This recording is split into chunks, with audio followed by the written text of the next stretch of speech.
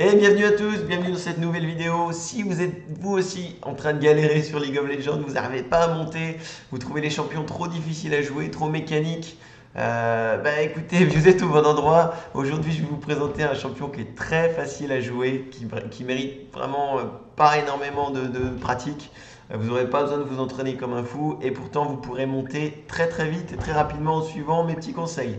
Alors je commence tout de suite en vous montrant les stats que j'ai sur Amumu, comme ça vous donnera un petit peu une idée. Je vais vous présenter un petit peu les talents. Donc en fait en arbre principal on va aller sur la volonté avec Aftershock, démolition, conditionnement, super croissance. On est sur un premier arbre qui est très très scaling, hein. Donc on prend quand même un point en démolition pour pouvoir gratter un petit peu des plates en early game. Dès qu'on va faire un gank qui passe, tac, on en profite, on va faire proc cette démolition sur une tour et on back. En deux, on prend le conditionnement. Comme je vous disais, on va jouer le scaling à fond. Donc pour vraiment devenir très très strong après 12 minutes. Et puis surtout, le point le plus important, c'est la super croissance qui va nous permettre de gagner un maximum de HP. Vous allez comprendre pourquoi c'est si important tout à l'heure. En fait, on va essayer de rusher les 3000 HP et ça va vraiment vraiment nous aider. Sur le second arbre, on est sur une domination, donc Kuba qui permet de faire un peu plus de dégâts et surtout des dégâts bruts euh, aux champions qui sont ralentis ou dont les actions sont restreintes. Donc typiquement le Q, en fait la languette dès qu'on va vouloir gank quelqu'un, ou même le R en teamfight ou sur des ganks. Et enfin le chasseur ultime, donc ça c'est un talent qui à mon sens est vraiment vraiment strong, qui permet de réduire le délai de l'ulti à chaque fois qu'on participe à des kills. Donc si on a un early game où on a des ganks qui passent, ça nous permettra d'avoir l'ulti très très souvent et donc en fait de snowball parce on va plus souvent pouvoir ganker, plus souvent pouvoir utiliser notre R et vous verrez que ce sera super super strong. Je vais vous montrer un peu rapidement les différents passings qu'on peut utiliser sur Amumu en jungle.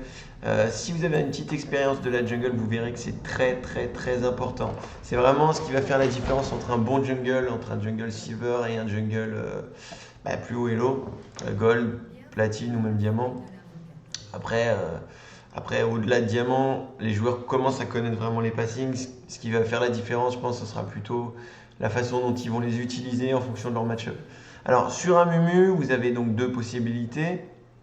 Soit vous voulez jouer plutôt défensif, soit vous voulez jouer plutôt agressif. Alors moi, ce que je vais faire dans cette match-up, je vais avancer un petit peu le temps. Avancer 30 secondes, voilà. Donc vous allez commencer à vos talismans. Alors vous pouvez commencer... Pardon. Vous pouvez commencer soit... Vous allez toujours vouloir commencer red side. Toujours commencer au corbin. Vous commencez avec votre E. Donc vous allez faire les corbins en premier. Ok. Et ensuite, vous allez vouloir faire le raid.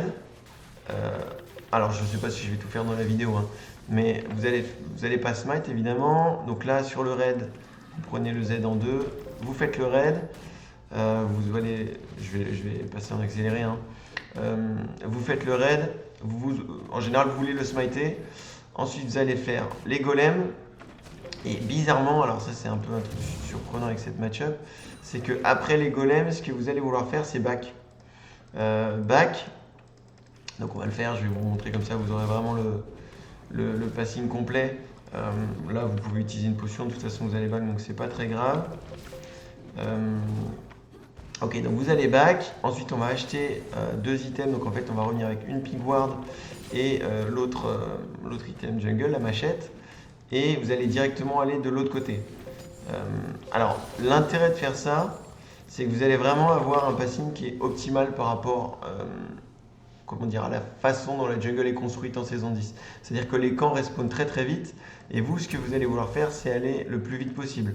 Donc vous prenez la machette, une pink ward, c'est toujours bien d'avoir une pink ward, ça fait vraiment la différence. Vous pouvez la mettre alors, à différents endroits selon la façon dont vous jouez. Soit vous allez vouloir aider votre millénaire en le mettant dans ce bush-là ou celui-ci.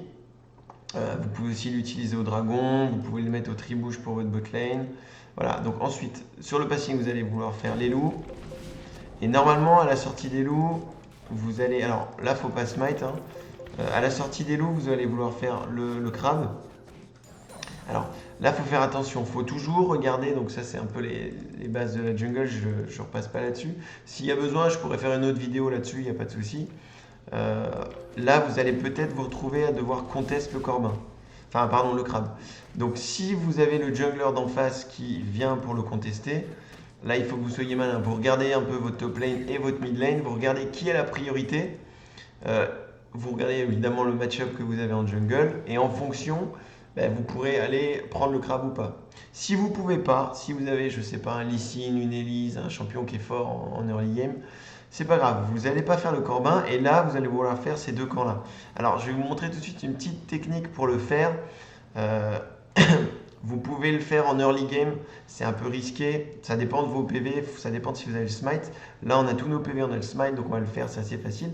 Vous mettez un coup au bleu, vous mettez la languette sur le crapaud, vous revenez, vous attendez un petit peu, vous descendez légèrement et vous remontez. Et là, vous vous mettez bien en face des deux, hop, et vous pouvez en fait mettre vos dégâts de zone. Le E, en fait, il va reset plus rapidement à chaque fois que vous prenez un coup. Donc ça vous permet de le faire. En général, on va vouloir smite, surtout au début, quand vous n'êtes pas très très tanky. Hop, et voilà, ça nous permet de faire les deux camps d'un coup. Donc là, vous verrez qu'on est level 4. Alors là, vous avez plusieurs solutions. Soit vous allez vouloir peut-être prendre une potion et faire un gank soit au top, soit au mid, en fonction de la situation. Sinon, vous pouvez retourner, si vous voulez jouer une stratégie un peu plus safe, vous retournez ici, vos camps ont déjà rip-up, hop, vous pouvez les faire, vous pouvez aller bot, et là, il faut s'adapter. Je pense qu'en général, au niveau 4, c'est bien d'essayer de faire un gank avec Amumu. Après, ça m'arrive souvent, il y a vraiment des games où parfois c'est pas gankable, donc si c'est pas gankable, c'est pas grave. Vous restez là, vous faites votre jungle tranquillou, hop, vous faites le clear, et après, normalement à la sortie de ces camps-là, à la sortie des camps en bas là, vous aurez les 900 gold. Donc là on va max le E, hein. Donc toujours max le E avec Amumu. Hop, vous pouvez revenir, vous aurez vos 900 gold, vous revenez et vous achetez vos cendres, là, les cendres de Bami, donc qui permettent de construire l'item tanky. Hop. Alors à ce moment-là, encore une fois, vous êtes 5, vous n'êtes pas très loin du 6, vous avez vu qu'on est allé assez vite, hein, on est à 5 minutes 40 alors que j'ai un peu patienté. Là, en fonction de la physionomie de la game, vous pouvez soit essayer d'aller faire un dragon en sneaky, donc vous n'oubliez pas que vous avez votre pink et votre sweeper, donc ça c'est pas mal, ça vous permet du coup de clear la vision.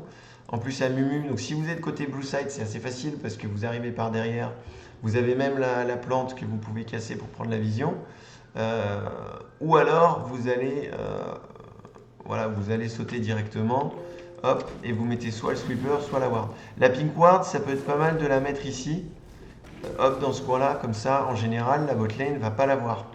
Souvent, ils vont venir warder là, ou même ici, et ils la verront pas.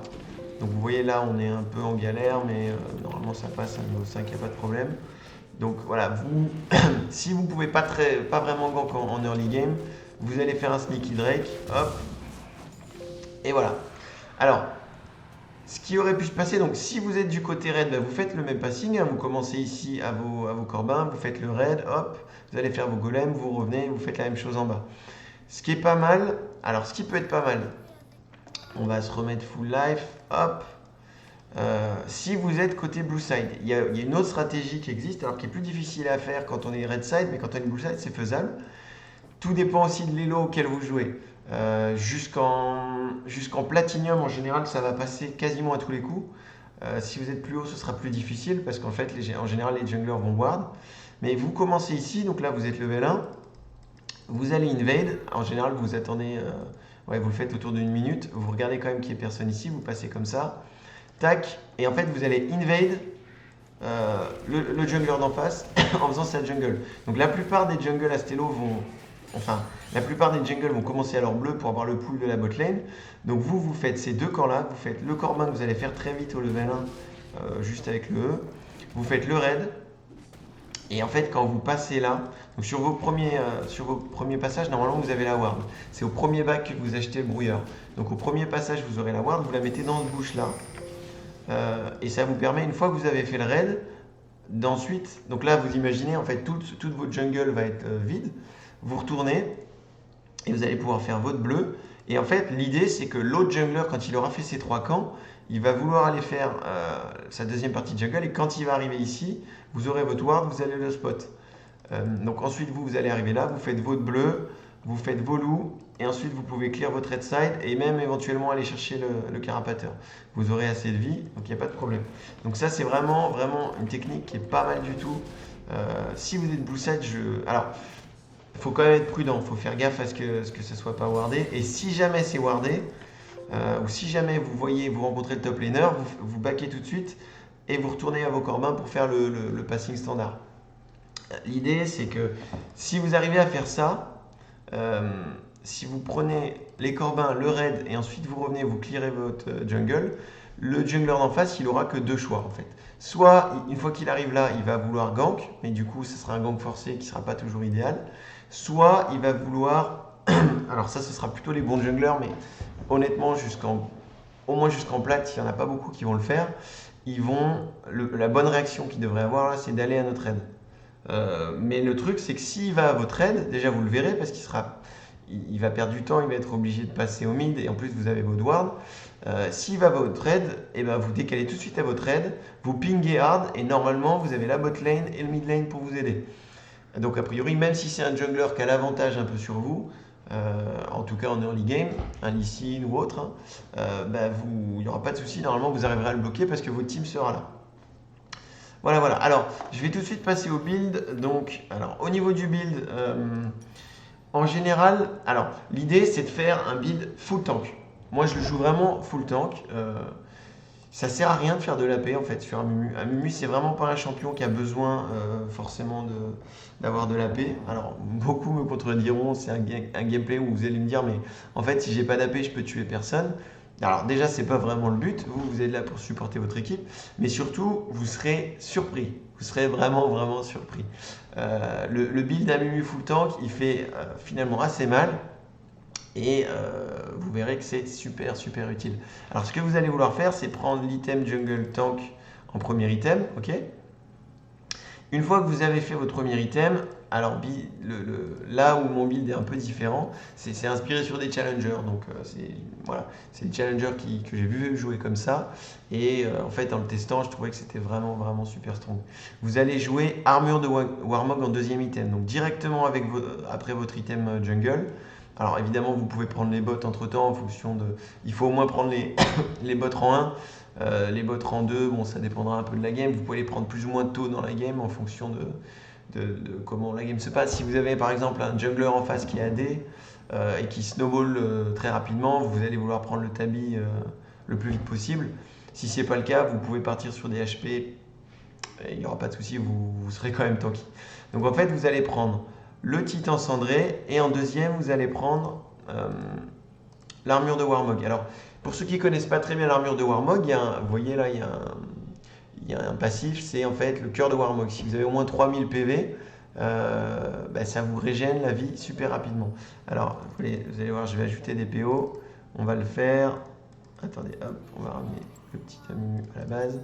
Voilà, vous achetez ça, vous achetez l'armure de Warmog. Hop. Alors là, normalement, ce qui va se passer, c'est qu'au moment où vous allez compléter l'armure de Warmog, normalement, une game standard, ce sera autour de votre level entre 10 et 12. Donc là, je vais faire gagner des niveaux pour vous montrer. Hop, voilà, on est level 11. On a les deux items. On est à 2600 PV. Et vous allez voir qu'au moment où vous passez level 12, vous arrivez à 2700. Vous achetez un cristal de rubis en plus. Alors là, pour le coup, j'ai pas les 3000 PV parce qu'en fait, j'ai pas pu stack en fait mon talent, la super croissance. Mais en fait, quand vous aurez fait une game et que vous aurez farmé, vous verrez que la super croissance va se stack et vous allez gagner des PV. Normalement, au level 12, quand vous arrivez level 12, vous avez vos deux items plus un cristal, vous avez les 3000 PV. Donc là, je vais racheter un tout petit peu d'HP pour avoir les 3000 PV. Et en fait, au niveau des 3000 PV, alors comment on peut se téléporter ici? Vous allez voir que quand on prend des dégâts, c'est vraiment, vraiment insane. Genre, la régène en fait que ça offre. Regardez, je vais prendre plein de dégâts. Déjà, regardez la tankiness. Attendez, hop, je vais enlever ça. Je vais perdre des PV. On va en perdre pas mal. Hop, on va maxer les sorts. Voilà, on sort de la zone parce qu'on n'a pas envie de mourir quand même. Vous voyez que l'armure de Warmog, là, il y a 2-3 secondes. J'ai plus de PV. Alors, bien sûr, je me fais taper par les loups. Ah, mais cassez-vous, là. Non, regardez. Ok, donc là, et regardez la vie d'Amumu, là, une fois qu'on a le Warmog. Tac, j'avais plus de vie. 1, 2, 3. Vous voyez la vitesse à laquelle ça se régénère? Donc en fait, l'idée de ce build, c'est que vous allez vouloir rusher le moment où vous allez pouvoir bénéficier du passif de Warmog, qui va vous permettre en 5-6 secondes de revenir full life. Et vous allez ensuite prendre des teamfights comme ça en tankant pour la team. Vous allez être vraiment un sac à PV, un gros sac à PV, intuable, et les ennemis vont galérer à vous tuer. Et ça, vous verrez qu'en teamfight, c'est super strong. Et si jamais il y a un fight qui se passe mal, vous avez perdu 80% de vos PV, tac, vous baquez, vous attendez une quinzaine de secondes, vous revenez avec full PV, et ça, les ennemis ne pourront pas le gérer, quoi. C'est vraiment un truc, c'est super strong.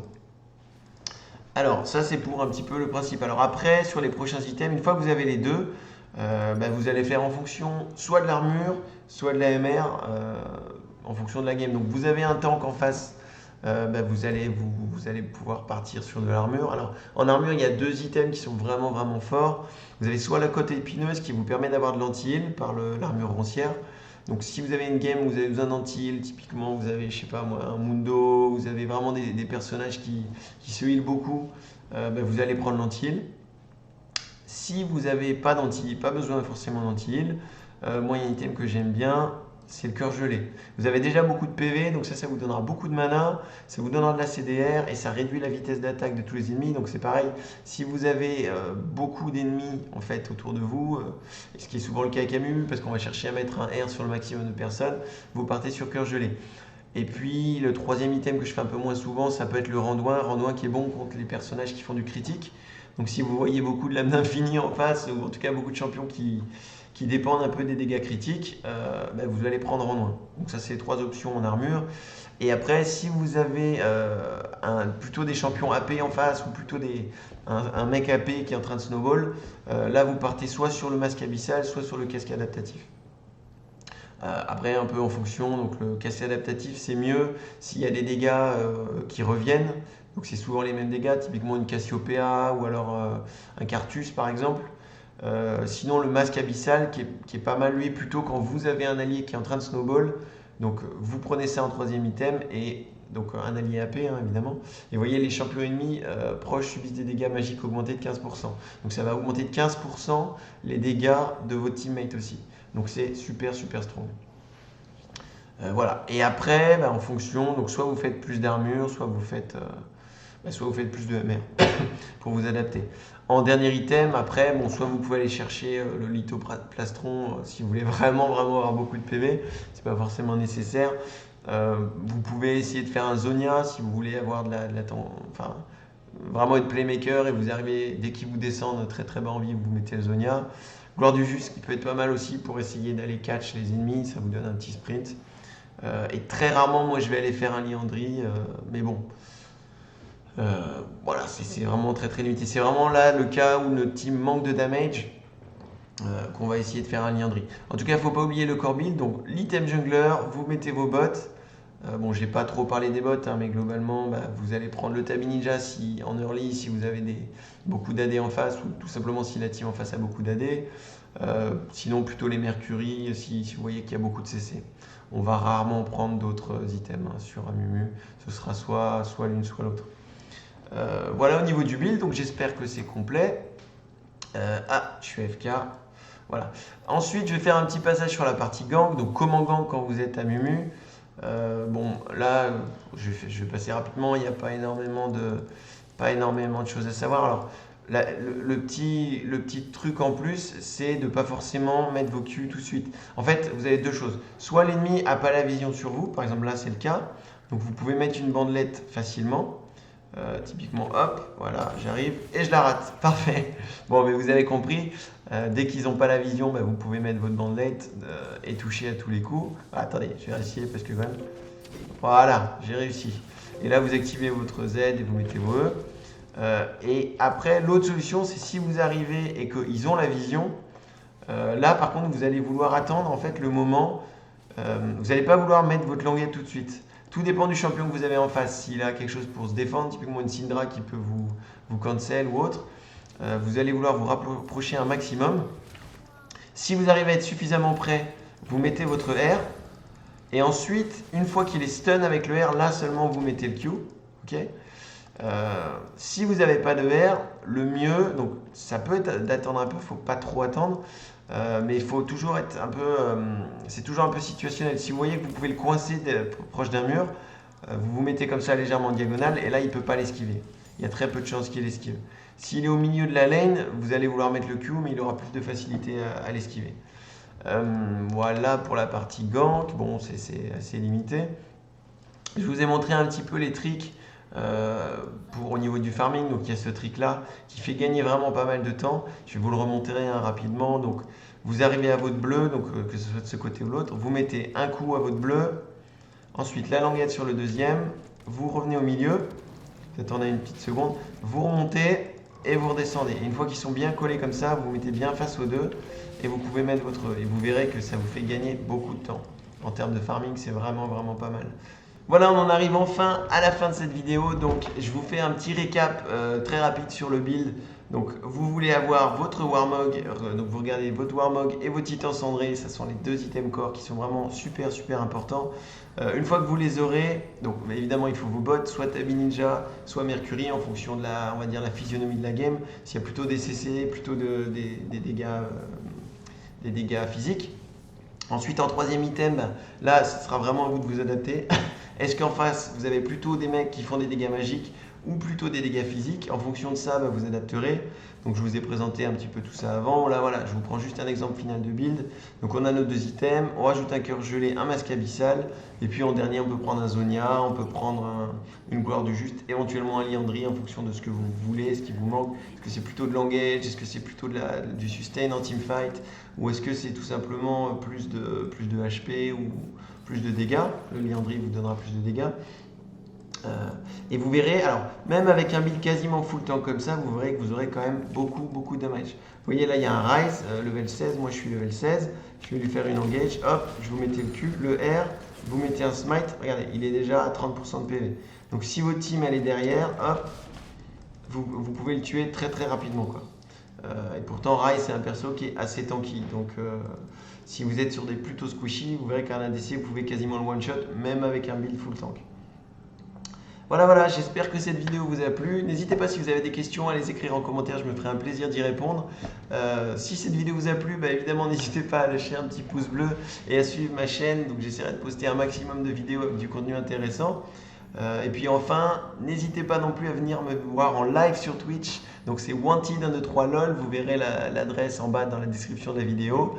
Ça ferait vraiment plaisir de vous voir pendant mes lives. J'essaie de streamer quasiment tous les soirs entre 9h et minuit, 1h du matin. Voilà, merci, à bientôt.